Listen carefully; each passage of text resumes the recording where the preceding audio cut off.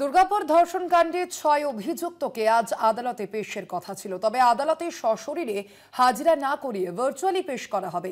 TI প্যারেডে ডাক্তারি পড়ুয়া ৫ অভিযুক্তকে শনাক্ত করে বলে সূত্রের খবর। আজ টিআই প্যারেড রিপোর্ট জমার কথা দুর্গাপুর মহকুমা আদালতে। দুর্গাপুর ধর্ষণ কাণ্ডে ৬ অভিযুক্তকে আজ আদালতে পেশের কথা ছিল,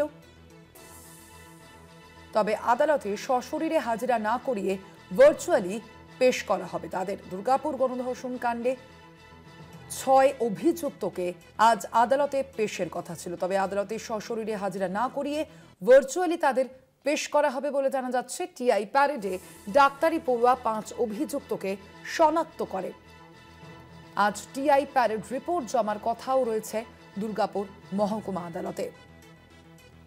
আজ টিআই প্যারেড রিপোর্ট জমার কথা রয়েছে দুর্গাপুর আদালতে।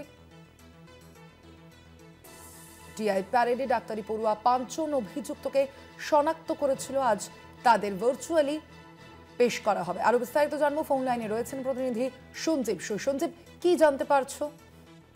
এখনো পর্যন্ত আইনজীবীরা সবাই এসে পৌঁছেছেন, কিন্তু এখনো পর্যন্ত ভার্চুয়ালি যে তাদেরকে পেশ করার কথা দুর্গাপুর মহকুমা আদালতে, সেই প্রসেস এখনো পর্যন্ত শুরু হয়নি।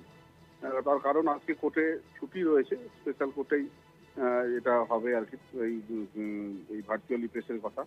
তো সেই প্রক্রিয়া এখনো পর্যন্ত শুরু হয়নি। আইনজীবীরা এসে সরকারি আইনজীবীদের সঙ্গে কথা বলছেন কিভাবে এই প্রসেসটা হবে, এবং তারপরে একটা নেক্সট ডেট দেওয়া হবে, যে ডেটে আবার সবাইকে ফিজিক্যালি আনা হবে নাকি সেবারও ভার্চুয়াল হবে, সে সিদ্ধান্ত এখনো নেওয়া হয়নি। তবে আজকে যেটা হবে সেটা আমরা যেটা আইনজীবীদের কাছ থেকে শুনলাম, যে ভার্চুয়ালি আজকে এটা নিয়ে তাদেরকে পেশ করে একটা নতুন আগামী দিনে একটা ডেট নেওয়া হবে।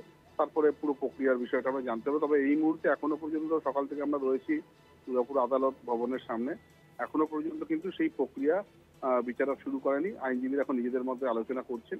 এরপর যেটা হবে সেটা আমরা অবশ্যই দর্শকদের সামনে তুলে ধরবো। স্বর্ণালী, ধন্যবাদ তোমায় সঞ্জীব।